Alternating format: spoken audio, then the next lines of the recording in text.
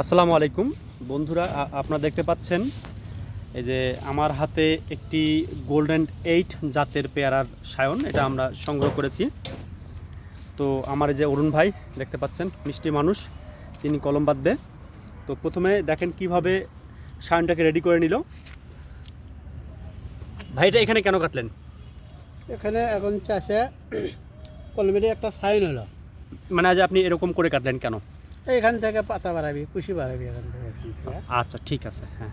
তারপর আপনি কীভাবে বাঁধলেন এটা? তারপর এই যে দেখেন, এই যে গাছের মাথা কাটলাম, এই দেখেন গাছের মাথাটা কেটে দিল, কেটে তারপরে এই যে দেখেন এখানে এই যে একটা ইয়ে রাখলো। এবারে সায়নটা এই যে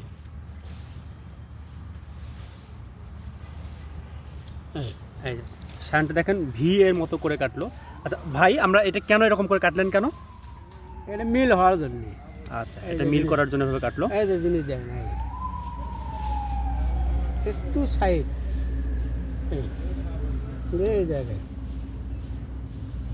দেখেন, এই যে দেখেন একদম ভি এর মতো করে কাটা হয়েছিল ওটা, এবং নিচটাও এমনভাবে ফাড়া হয়েছে যেন ওখানে ভালো অ্যাকুরেট হয়ে গেছে। হ্যাঁ, এই যে একদম অ্যাকুরেট হয়ে গেছে।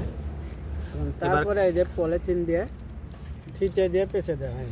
এটা কিন্তু একদম জিরো, হ্যাঁ, জিরো পলিথিন। এটা কিন্তু জিরো পলিথিন দিয়ে ভালো করে ব্যান্ডেজ করে দিচ্ছে। দেখতে পাচ্ছেন এই যে আমার অরুণ ভাই এটা সুন্দর করে ব্যান্ডেজ করলো।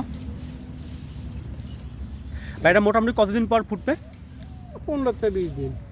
15 থেকে 20 দিন পর এটা ফুটে যাবে, আর তারপর আমরা এই ফিতেটা কেটে দেবো। ঠিক আছে, ধন্যবাদ আপনাদেরকে।